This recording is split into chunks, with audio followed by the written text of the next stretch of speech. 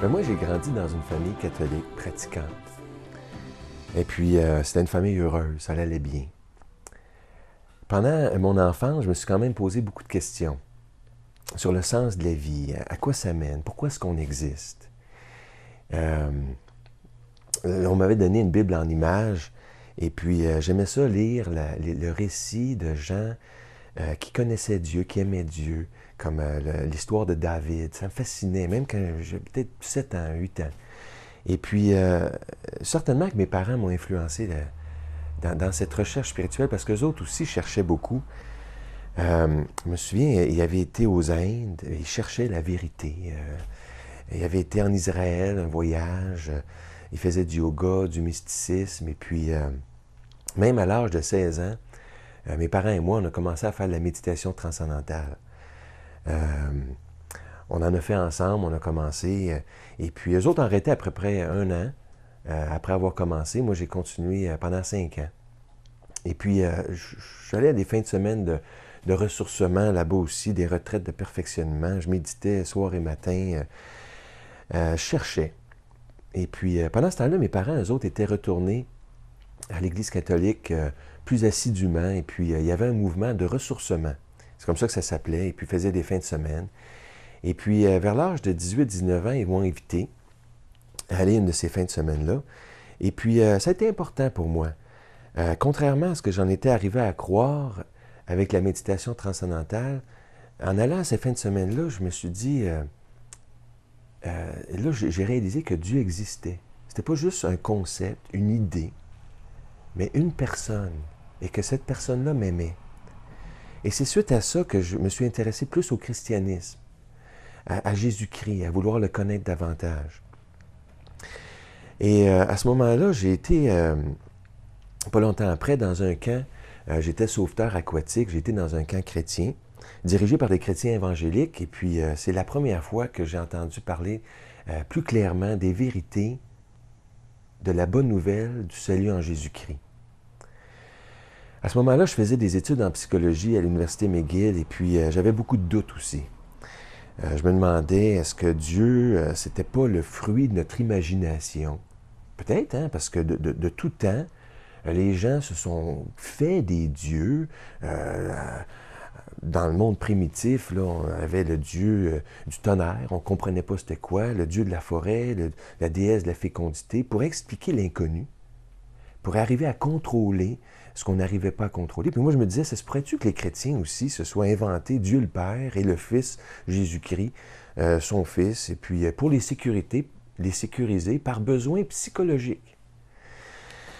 Et je m'interrogeais. Et puis, mais en lisant la Bible, parce que dans le camp, et puis quelques temps auparavant, j'avais commencé à lire la Bible, je me disais, il y a quelque chose de spécial dans la Bible.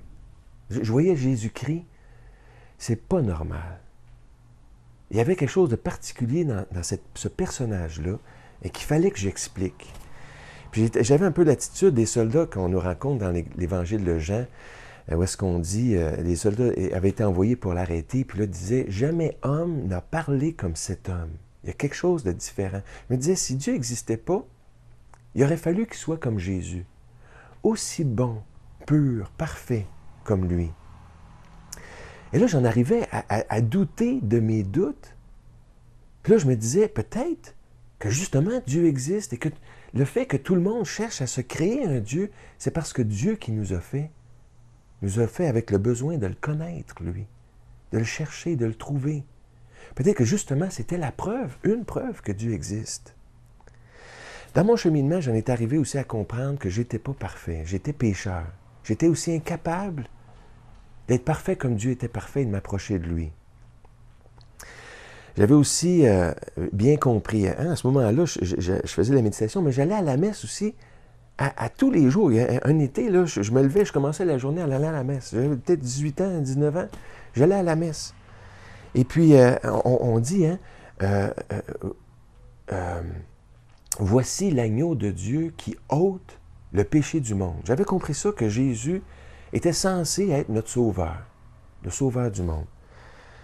Mais il y avait peut-être le dernier point là, dans ma conversion, c'était un obstacle logique. Je me disais, Oui, je suis pécheur, j'ai manqué souvent dans ma vie, dans ma conduite envers Dieu, mais c'est moi qui l'ai fait. C'est moi qui s'est mis dans ces problèmes-là. C'était à moi à réparer mes gaffes, à changer de vie, à ramasser mes pots cassés. C'était pas à Jésus à le faire. C'était pas de sa faute, lui.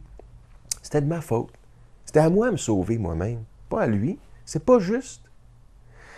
Et puis, je soulevais cette objection-là au camp, justement, puis la personne qui me parlait me racontait, écoute, toi, tu es sauveteur aquatique, mais supposons que tu es sur le lac, tu nages.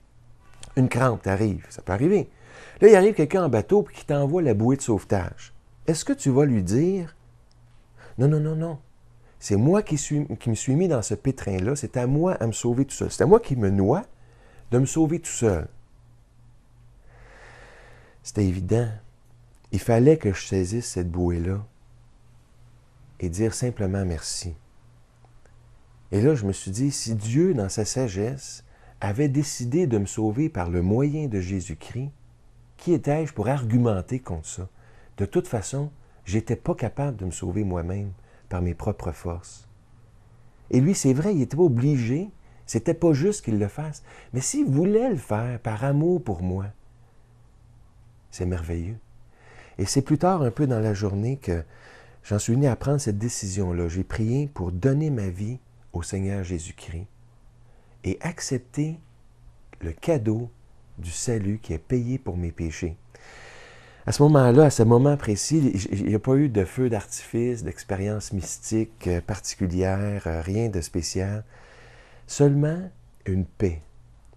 La paix profonde de me savoir parfaitement réconcilié avec Dieu. Le Dieu de l'univers n'avait rien à me reprocher parce que tous mes manquements, tous mes péchés avaient été payés par Jésus-Christ par amour pour nous.